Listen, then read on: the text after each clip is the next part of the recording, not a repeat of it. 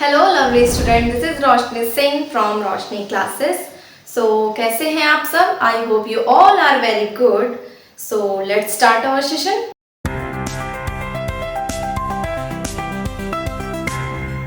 तो chapter start करने से पहले मैं आपसे एक बात डिस्कस करना चाहती हूँ। चैप्टर फर्स्ट की मैंने कुछ बेसिक प्रॉपर्टीज और सारे कॉन्सेप्ट मैंने अपने इंट्रोडक्शन वीडियो में अच्छे से क्लियर किए हुए हैं। सो अगर आपने वो वाली क्लास नहीं देखी है सो प्लीज एक बार जाके वो क्लास जरूर देखें, तब आपको सारे क्वेश्चन बहुत इजीली समझ में आएंगे। सो आइए स्टार्ट करते हैं अपना first question. Question number first में हमको -3/5 को एक्सप्रेस करना है रेशनल नंबर में, जिसमें डिनोमिनेटर हमारा क्या होना चाहिए 20। तो डिनोमिनेटर में मुझको 20 लाना है और क्वेश्चन में मुझको -3/5 दे रहा है। तो डिनोमिनेटर में 20 लाने के लिए मुझको क्या करना पड़ेगा, कोई ऐसी वैल्यू सोचनी पड़ेगी जिन दो नंबर्स का आपस में मल्टीप्लाई करने के बाद मुझको 20 मिले। जैसे 5 और 4, क्या 5 और 4 का मल्टीप्लाई करने पे मुझको 20 मिलेगा? जी हाँ, बिल्कुल मिलेगा।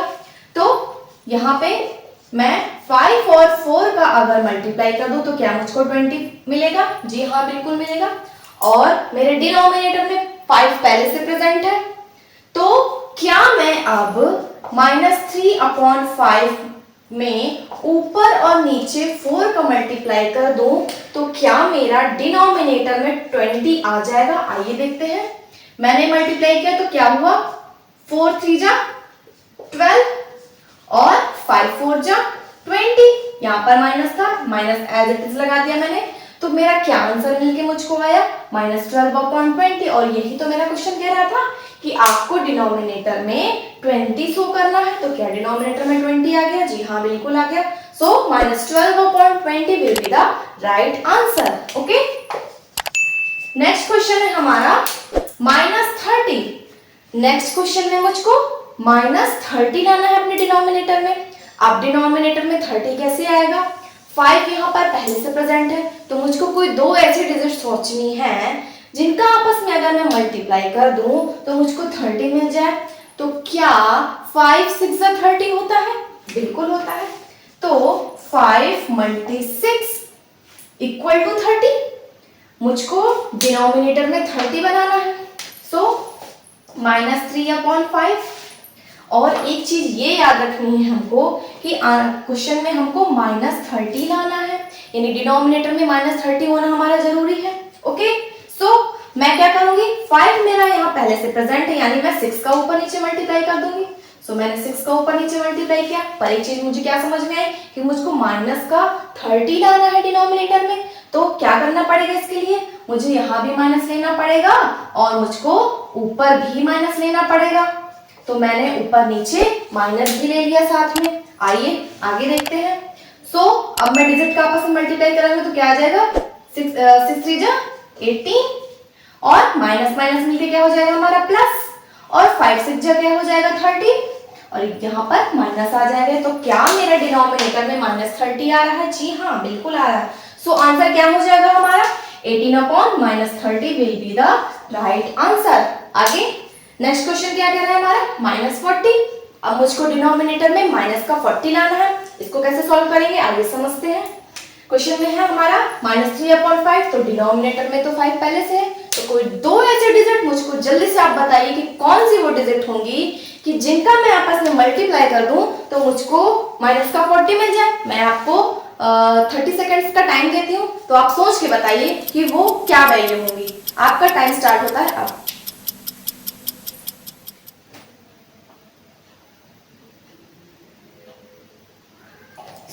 सोचा आपने? ऐसी कौन सी दो वैल्यूज हैं जिनका अगर मैं आपस में मल्टीप्लाई कर दूं तो मुझको 40 मिलेगा? तो क्या मैं 5 और 8 का आपस में मल्टीप्लाई कर दूं तो 40 मिलेगा? जी हाँ, बिल्कुल, क्योंकि 5 8 जाए तो 40 होता है हमारा। क्या वैल्यूज मुझको मिली? मुझको मिली 5 × 8। तो अब क्या करेंगे, -3/5 में हम ऊपर और नीचे 8 का मल्टीप्लाई कर देंगे। तो मैंने 8 का मल्टीप्लाई कर दिया, पर मुझको आंसर में -40 लाना है, इस वजह से मैंने यहाँ भी माइनस लगाया और यहाँ भी माइनस लगाया। आगे समझते हैं। तो 8 3 क्या होता है 24 और ये माइनस मिलके क्या हो जाएगा हमारा प्लस, और 5 8 जा क्या होता है 40 और यहाँ पर माइनस आ जाएगा। So 24 upon minus 40 will be the right answer. Okay, so the next question is question number 2। Question क्या कह रहा है हमारा, express -42 upon 98 as a rational number with denominator 7। Next question में हमको वैल्यू दे रही है -42 अपॉन 98 और कह रहा है क्वेश्चन में हमारा कि हमको डिनोमिनेटर में 7 लाना है। अभी जब क्वेश्चन नंबर मैंने आपको फर्स्ट समझाया तो उसमें आपने क्या एक चीज नोटिस करी कि डिनोमिनेटर में हमको छोटी वैल्यू दे रहा था और हमको सॉल्व करके अपना डिनोमिनेटर में एक बड़ी वैल्यू लानी थी। तो एक चीज हमेशा याद रखिएगा कि अगर हमको डिनोमिनेटर में छोटी वैल्यू दे रहा है और हमको बड़ी वैल्यू लानी है तो हम सॉल्यूशन में मल्टीप्लाई करेंगे तब हमारा आंसर बड़ा निकल के आएगा। और अगर हमको डिनोमिनेटर में बड़ी वैल्यू दे रहा है और सॉल्यूशन करने के बाद हमको छोटी वैल्यू निकाल के दे रहा है तो सॉल्यूशन में हमको कहीं ना कहीं डिवाइड का यूज करना पड़ेगा, तब जाके हमारी वैल्यू ये छोटी होगी। ओके, तो आइए इस चीज को ध्यान से समझते हैं कि कैसे होगा। तो मैंने देखा डिनोमिनेटर में है 98 और हमको डिनोमिनेटर में 7 बनाना है।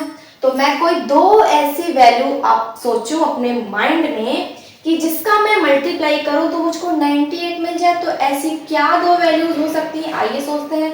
तो मैंने सोचा तो मुझको मिला 14 7 जा 98। सो क्या हो जाएगा हमारा 42 अपॉन 98 में मुझको क्या पता चला कि 14 7 जा होता है हमारा 98। तो 7 हमको लेकर आना है तो मैं क्या करूंगी 14 से डिवाइड कर दूंगी 42 अपॉन 98 को। सो मैंने ऊपर भी डिवाइड का साइन लगाया, मैंने नीचे भी डिवाइड का साइन लगाया और मैं 14 से इसको डिवाइड कर दूंगी तो मुझको क्या आंसर मिल जाएगा। 14 3 जा होता है हमारा 42 और 14 7 जा होता है हमारा 98 और ये माइनस ये प्लस मिलके क्या हो जाएगा हमारा minus. So -3 upon 7 will be the right answer. Okay, so next question क्या है हमारा, क्वेश्चन नंबर 3। क्वेश्चन क्या कह रहा है, क्वेश्चन कह रहा है express each of the following rational numbers in standard form. इसको मैं आपको दो टाइप से समझाऊंगी। ओके, सो पहला क्वेश्चन क्या है -12 अपॉन 30। -12 अपॉन 30 को हमको स्टैंडर्ड फॉर्म में निकालना है, यानी छोटी नंबर्स में मुझको इसको कन्वर्ट करना है। कैसे कन्वर्ट होगा, तो इसका फर्स्ट मेथड में हम HCF से डिवाइड कर देंगे। तो -12 और 30 का जो भी HCF आएगा उससे मैं डिवाइड कर दूंगी तो ये स्टैंडर्ड फॉर्म में कन्वर्ट हो जाएगा। तो अपना फर्स्ट मेथड समझते हैं। सो -12 अपॉन 30 का HCF क्या होगा 6। HCF इक्वल टू क्या हो जाएगा हमारा 6। HCF तो आता है सभी को, चलो नहीं आता तो एक बार समझ लेते हैं कि HCF कैसे निकालते हैं। सो मैं 12 और 30 का HCF निकाल रही हूँ। सो 2 6 जा 12, 2 3 जा 6, 3 1 जा 3, 30 के तो 15 और 3 5 जा 15, 5 1 जा 5 तो 2 × 3 और 13 की क्या वैल्यू आ रही है 2 × 3 × 5। तो HCF निकालना है मुझको। तो HCF क्या निकल के आएगा, जो दोनों में कॉमन होता है। तो यहाँ पे 2 कॉमन है, इस वजह से यहाँ पे एक 2 आएगा और 3 भी हमारा कॉमन है। तो 2 × 3 मिलके क्या हो जाता है 6। तो HCF क्या निकल के आया 6।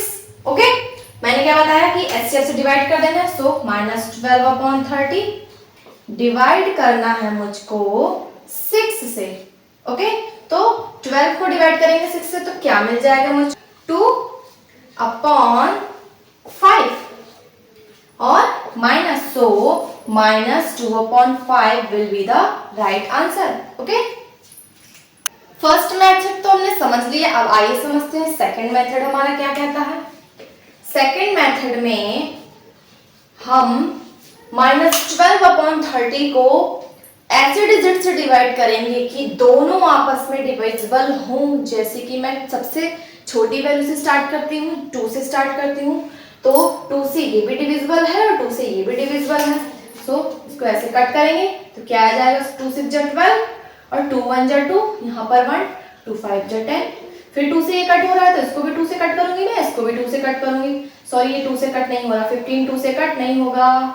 ओके, तो अब मुझको कोई ऐसी वैल्यू सोचनी है जो इस सेम डिजिट मुझे सोचनी है जो दोनों को आपस में काट दे। तो क्या 3 से कट हो जाएगा? यस, 3 2 जा 6 और 3 5 जा 15। तो क्या मिला मुझको? 2/5 और यहाँ पर माइनस था इस वजह से यहाँ भी माइनस आएगा। सो -2/5 will be the right answer. दोनों ही मेथड सेम है, सॉरी सेम नहीं कह सकती हूँ मैं, दोनों ही मेथड बहुत ही इजी है। तो आपको जो मेथड इजी लगे आप उससे सॉल्व कर सकते हैं। ओके, सो नेक्स्ट क्वेश्चन है हमारा -14/49। तो मुझको -14/49 को स्टैंडर्ड फॉर्म में कन्वर्ट करना है। तो इसका एचसीएफ क्या होगा हमारा? इसका एचसीएफ होगा 7। तो -14/49 को मैं डिवाइड करूंगी 7 से। तो 7 2 जा 14 और 7 7 जा 49 और ये माइनस एज इट इज लगा देंगे। सो -2/7 will be the right answer. Next question is -36/-63। तो इसका एचसीएफ क्या होगा हमारा? इसका एचसीएफ होगा 9। सो -36/-63 में मैं डिवाइड कर दूंगी 9 से। ओके, सो 9 4 जा 36 और 9 7 जा 63। ऊपर भी माइनस आएगा, नीचे भी माइनस आएगा। ऊपर नीचे सेम माइनस है तो क्या कैंसिल आउट हो जाएंगे? Of course. तो क्या आ जाएगा हमारा answer? 4/7 will be the right answer. I hope आपको सारी चीजें बहुत अच्छे से क्लियर हो रही होंगी। सो नेक्स्ट क्वेश्चन है हमारा क्वेश्चन नंबर 5। क्वेश्चन नंबर 5 क्या कह रहा है? Which of the two rational number is greater in the given pair? हमको 2 पेयर्स दे रखे हैं और हमको ये बताना है कि इन दोनों पेयर में कौन सा नंबर हमारा बड़ा होगा। सो चलिए स्टार्ट करते हैं। So the first question is 3/8 और 0। मुझको 3/8 और 0 में बताना है कि कौन सा नंबर हमारा बड़ा होगा। तो 0 से लेकर 1 2 3 4 आगे जितनी भी वैल्यूज जाती हैं जिसमें से रेशनल नंबर भी शामिल है, तो ये सारी वैल्यूज क्या 0 से बड़ी होती हैं? बिल्कुल। तो 3/8 इज ग्रेटर देन 0, यही हमारा आंसर हो जाएगा। नेक्स्ट वन -2/9 और 0। अब इसमें समझिए ध्यान से, मैंने आपको क्या समझाया था अपने इंट्रोडक्शन वाली वीडियो में कि 0 के लेफ्ट हैंड साइड में जो भी नेगेटिव वैल्यूज होती हैं वो 0 से छोटी होती हैं और 0 के राइट हैंड साइड पे पॉजिटिव वैल्यूज चलती हैं, यानी पॉजिटिव इंटीजर्स होते हैं, वो सभी हमारे बड़े होते हैं। तो ये वैल्यू कैसी दे रखी है मुझको? माइनस की। तो माइनस की वैल्यू क्या हो जाएगी हमारी? 0 से छोटी हो जाएगी। सो -2/9 इज लेस देन 0, ये हमारा आंसर हो जाएगा। नेक्स्ट क्वेश्चन में मुझको दे रहा है -3/4 और 1/4। तो इसको समझते हैं। मेरे डिनोमिनेटर सेम है तो मैं अपने नॉमिनेटर को कंपेयर करूंगी। तो क्या यहाँ पे दे रहा है -3/4 और 1/4। हमको क्या बताना है कि कौन सी वैल्यू हमारी बड़ी होगी। तो समझते हैं इसको कि कौन सी वैल्यू हमारी बड़ी होगी। तो एक वैल्यू हमारे पास पॉजिटिव है और एक वैल्यू हमारे पास नेगेटिव है। तो पॉजिटिव वैल्यू तो हमेशा ही बड़ी होती है, इस वजह से -1/4 बड़ा होगा और -3/4 छोटा होगा। नेक्स्ट वन -5/7 और -4/7। सो -5/7 और -4/7 में हमको बताना है कि कौन सी वैल्यू हमारी बड़ी होगी। तो आइए इसको ध्यान से समझते हैं। मैंने अभी आपको क्या बताया कि 0 के लेफ्ट हैंड साइड में हमारे सारे नेगेटिव इंटीजर चलते हैं, जैसे -1 -2 -3, ठीक है, या फिर रेशनल नंबर में भी चलते हैं। ओके, तो जो -1 होगा वो बड़ा होगा -2 से, इसी तरह -2 -3 से बड़ा होगा, यानी कि नेगेटिव नंबर जितने बड़े होते जाएंगे वो छोटे होते जाते हैं। तो यहाँ पर मुझको क्या समझ में आया कि ये -5 छोटा होगा हमारा -4 से। सो इस वजह से -5/7 is less than -4/7। Okay, so next question क्या है हमारा 2/3 और 3/4 में हमको बताना है कि कौन सी वैल्यू हमारी बड़ी होगी।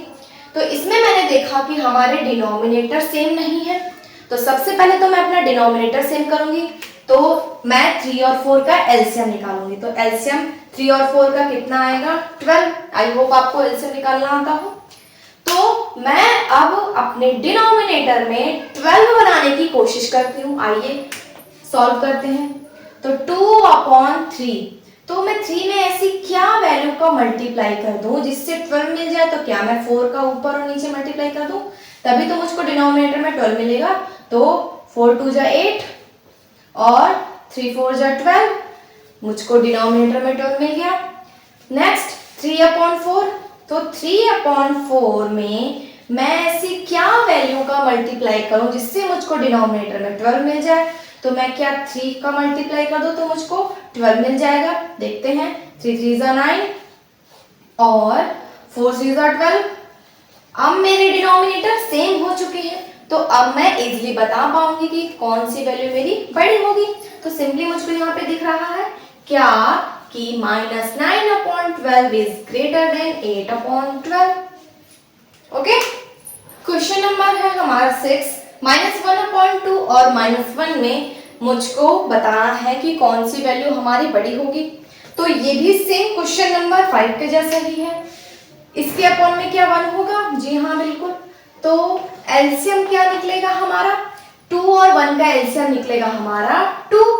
ओके, सो -1/2 में डिनोमिनेटर मुझको 2 लाना है। इसमें ऑलरेडी डिनोमिनेटर 2 है, तो इसमें कोई छेड़खानी नहीं करनी है। आइए इसको समझते हैं। -1/1 में मुझको डिनोमिनेटर 2 बनाना है। तो डिनोमिनेटर 2 बनाने के लिए क्या मैं ऊपर और नीचे 2 का मल्टीप्लाई कर दूं, जी हाँ बिल्कुल। तो क्या मिल जाएगा मुझको -2/2। अब मेरे पास कौन सी दो वैल्यू है, -1/2 और -2/2। अब मेरे डिनोमिनेटर सेम हो चुके हैं, तो अब मैं इजीली बता पाऊंगी कि कौन सी वैल्यू मेरी बड़ी होगी। थोड़ा ध्यान से समझिएगा क्योंकि यहाँ पर माइनस भी लगा हुआ है। तो आपको मैं 30 सेकेंड्स का टाइम देती हूँ, आप मुझको सोचकर बताएं कि कौन सी वैल्यू बड़ी होगी।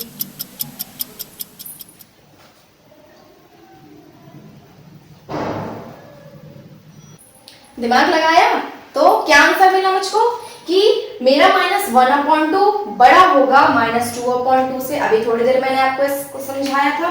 सो -1/2 इज ग्रेटर देन -2/2। तो क्वेश्चन में क्या बताना था हमको, इन दोनों के बीच में बताना था। सो -1/2 is greater than -1 answer. Okay.